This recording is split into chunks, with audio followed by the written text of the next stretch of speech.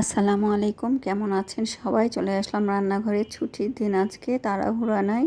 আর ওই জন্য একটু দেরি দেরি করে উঠা, দেরি দেরি করে খাওয়া। তো আজকে রুটি বানালাম আর সামাই তো থাকবে। এই যে দুধটা নিয়ে আসছে, এটা দিয়ে চা করলে নষ্ট হয়ে যায়, সামাই করলে আবার খুব মজা লাগে। এই জন্যে দুধটা দিয়ে আমরা সামাই করে খেয়ে ফেললাম। আর একটু লাউ ডাল ছিল, পেঁপে ডাল, সেটাও দিয়ে রুটি খাবো। আর এই তো থালা বাসন মেজে নিচ্ছি। বেসিনের ট্যাপটা নষ্ট, একবার অন করলে আর অফ হয় না। নিচের একটা সুইচ আছে, সেটা বন্ধ করতে হয়। এই জন্য বেসিনের থালাগুলো মেজে নিলাম, নিয়ে এই তো ডিম গুছিয়ে রাখলাম আর চলে আসলাম।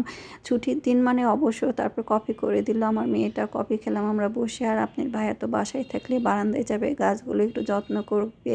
আর চলে আসলাম রান্নাঘরে। আজকে ভাবলাম শর্টকাট, মিস্ত্রি এতক্ষণ কাজ করলো, আর মিস্ত্রি কাজ করলে তো রান্নাঘরে ঢোকা যায় না, এই জন্য দেরি হয়ে গেছে। ভাবলাম একবারে খিচুড়ি করে ফেলে। একটু বুটের ডাল রান্না করছিলাম গরুর মাংস দিয়ে, সেটা আছে। তো ভালো উঠে দিয়ে একবারে সবজি খিচুড়ি করি। আর ফার্মের মুরগিটা, ব্রয়লার মুরগিটা রান্না করি। আর ব্রয়লার মুরগি তো খাওয়াই হয় না। আমি ব্রয়লার মুরগি রান্না করলে নতুন নতুনভাবে নতুন নতুন রান্না করি, মানে টেস্ট আলাদা। কখনো টমেটো দিই, কখনো টক দই দিই। আর আজকে শুধু মুরগিটা ভেজে ভালো করে কষে রান্না করব, ভাজা ভাজা করে, যেহেতু খিচুড়ির সাথে। আর খিচুড়িতে পেঁপে দিলাম আর গাজর, মানে আলু যেটা ছিল ঘরে সেগুলো দিয়ে করে ফেললাম। ভাতের চাল দিয়ে আর 2 রকমের ডাল, মসুর ডাল দিলাম আর বুটের ডাল এই যে রান্না করা আছে সেটা দিয়ে দিলাম।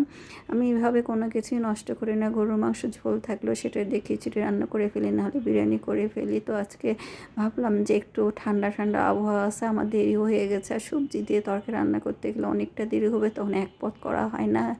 ভাজি ভুজির সাথে পাতলা ডাল, মাংস, মাছ সব কিছু করতে হবে।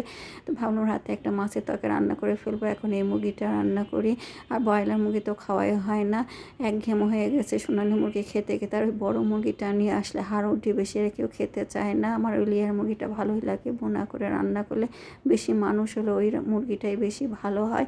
তো আজকে আমরা অনেক দিন পর অন্যভাবে একটু ভেজে রান্না করলাম। আর এই তো খিচুড়িটা হয়ে গেছে, যেহেতু সবজি খিচুড়ি, আমি পরে একটু সরিষার তেল দিলাম, দিয়ে রাইস কুকারে উঠিয়ে দিলাম, একটু দমের মধ্যে থাকুক। পেঁপেটা মনে একটু শক্ত, রান্নাগুলো হয়ে গেছে। আর একটু বাদাম ছিল আজকে, যেগুলো বাড়তি বয়ামগুলো ছিল সব ফাঁকা করলাম। ছোটো ছোটো অল্প অল্প করে মশলাপাতি ছিল, সেগুলো ফাঁকা করে দিলাম। আজকে খালা মেজে দিচ্ছে। আর এই তো সালাদ করতে চলে আসলাম। একটু লেবু আছে আর গাজর আর শসা 2 পিস, গাজর 2 পিস, শসা আর লেবুর 1 পিস দিলাম খালাকে।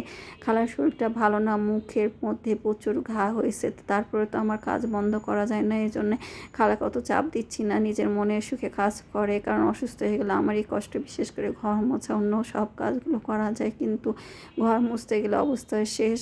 তো এই জন্য ভাবলাম যেমন করে আসুক, একটু সুস্থ হয়ে নিক। এই জন্য খাওয়া দাওয়া ভালো মতো করে দিয়ে যে সুস্থ হোক, কাজের চাপ ওই জন্য দিচ্ছি না। তারপর তো কাজগুলো করতে হয়, অসুস্থ হয়েও তো লাভ নেই। আসলে আমাদের মেয়ে মানুষের জীবনটাই এরকম, সব কিছু পড়ে থাকবে, সব কাজ তো সবাই পারেও না। তো সালাডটা হয়ে গেলো, এখন মাখাবো না, গোসল টোসল করে আসে তারপর মাখাবো। এখন মাখালে পানি বের হবে, বেশি করে পেঁয়াজ দিলাম, খিচুড়ি দিয়ে খাবো। আর এই তো বিকালে নাস্তা এখান থেকে আমাদের বাসার নিচে থেকে নিয়ে আসছে এগুলো খাবার। তো ভালো থাকবেন, আল্লাহ।